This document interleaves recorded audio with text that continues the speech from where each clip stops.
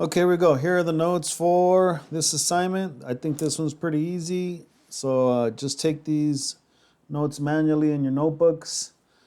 So here we go. Worksheet number 3, logarithms. These are the notes.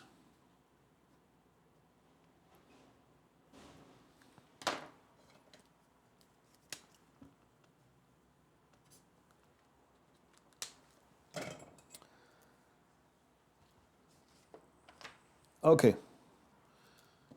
It's going to ask you to solve, right? That means you're going to get some answers here. All right, let's jump in number 1 because it's so easy. Number 1, log 3x equals 4. So we started doing on this last assignment. Remember, these logarithms are new for us. We're not familiar with logarithms. We're familiar more with bases and exponents. We're going to change. We're never going to want to work in logarithmic form. We're going to change from logarithm to exponential. So convert to what? Convert to exponential form.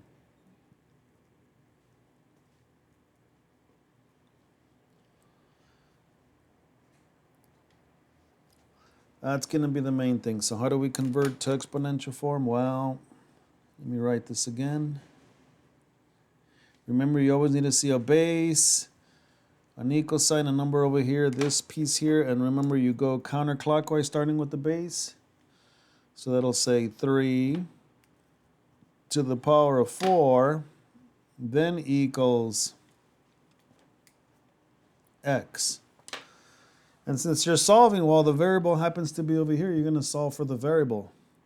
Well, it's already isolated. It already says x is equal to 3 to the power of 4. Well, then you just solve this. How do you figure out 3 to the power of 4? Right on your calculator, x is equal to, right, we know that's 3 times 3 times 3 times 3, but you should know how to use your power key there. Answer is 81. 3 to the power of 4 is 81. Okay, so this is what's going to happen with all of the problems. They're not going to be this easy, so keep following along. Okay, but I will go pretty quick for this one. Number 2.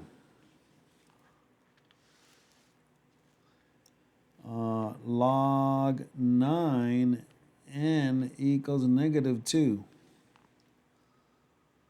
Well, again, you change it, you convert it to exponential form. Log 9n equals negative 2. You convert it to exponential form, which will be,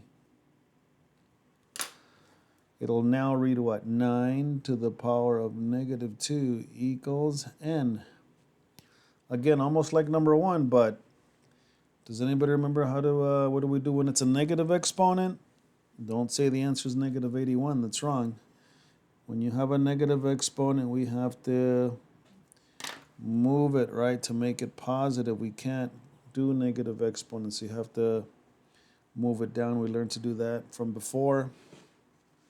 So now you're really looking at n is equal to 1 over. Now when you move it down, the exponent becomes positive. So now the answer is 1 over 9 squared, 81. N is equal to 1 over 81. Okay, got that? Let's see a couple more. 3. And they're going to get a little bit more difficult. So again, just keep watching here. Number 3. Log 2. Now look at this one. That's going to have a parentheses x minus 7 equals 1. See, this looks like it's a different problem, or looks a little bit more intimidating because of the expression here in the parentheses. But again, you don't work in logarithm form. You learn to change it to exponential form, right? Counterclockwise, starting with the base. So now this is going to read 2 to the power of 1 equals, well, equals this. And then this expression is x minus 7. See, now we have it in exponential form. We can solve this equation. 2 to the power of 1 is just 2. 2 is equal to x minus 7.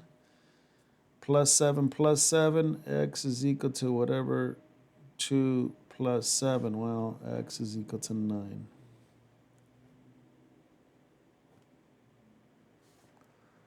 Okay. Number 4. Log. Now watch this. This is something that you don't know yet. What if you have a logarithm problem like this, but it doesn't have a base? See how there was no base written right here? What happens if it doesn't have a base? What's going on there? Okay, well, let me tell you now. If it doesn't have a base, you have to know that the common logarithm won't write the number. And if a logarithm doesn't have a base, that means it's base 10. That is a common logarithm.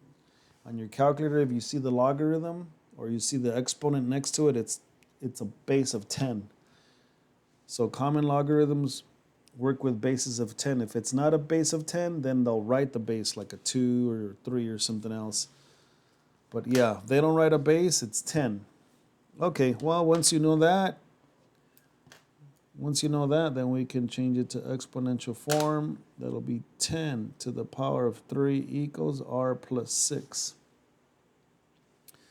10 to the power of 3 is 1,000 is equal to r plus 6. Subtract 6. R is equal to whatever 1,000 take away 6 is. So you got R is equal to 994. Yeah, that's right. Okay, last two. And again, they're going to have something a little bit different. So keep following along. Number 5.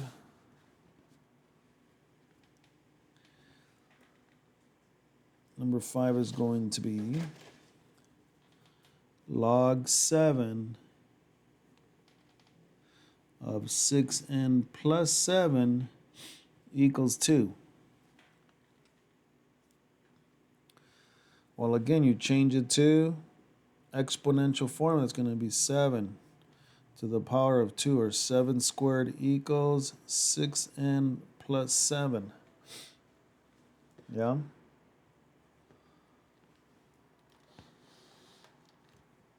That's going to be what? 49, right? 49 is equal to 6n plus 7. 7 squared is 49. And then you just solve this. You solve for the variable. That's going to be 6n equals, right, minus 7, whatever 49 minus 7 is. So that's 6n is equal to 42. And this is divisible. 42 divided by 6 happens to give us a nice answer. The answer is 7, right?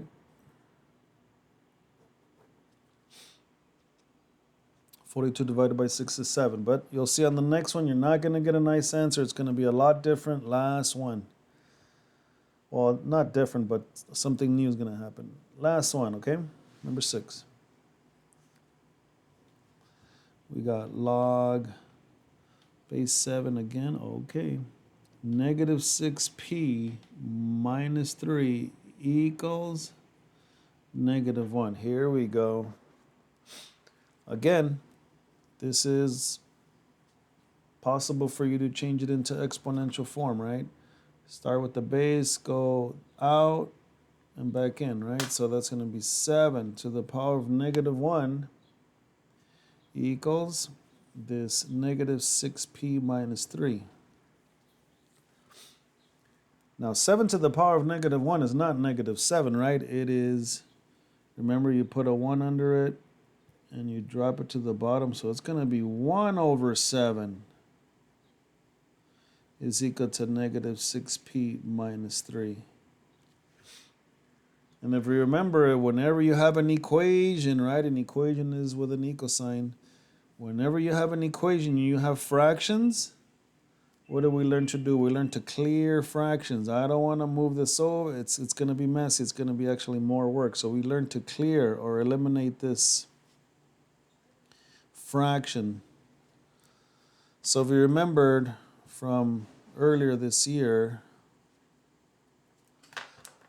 Whatever that fraction is, in this case we have 1, we multiply by what? 7. But you multiply by 7 too, all the terms. If it was a 5, you'd multiply by 5 and so on. Okay, when you multiply by 7, those divide out. You got 1 is equal to negative 42, right? 7 times negative 6, negative 42p minus 7 times 3, 21. And what I'm going to do is I'm going to solve for p. Here's the p right here. So that's going to be negative 42p. I'll leave it here. I'll move this over to that side. So it's going to be 1 plus 21, right?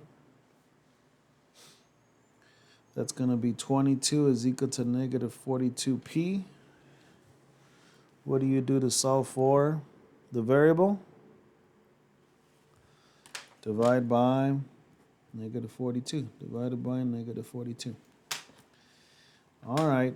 You're going to get p is equal to 22. When you have a negative sign, just put it in the middle or in the top. 22 over 42. We can't leave this like this. Remember, whenever you have a fraction, always look to reduce at least by 2. At least I can divide by 2. They're both even, so that's negative 11 over 21. I think that's it. Can't reduce that anymore.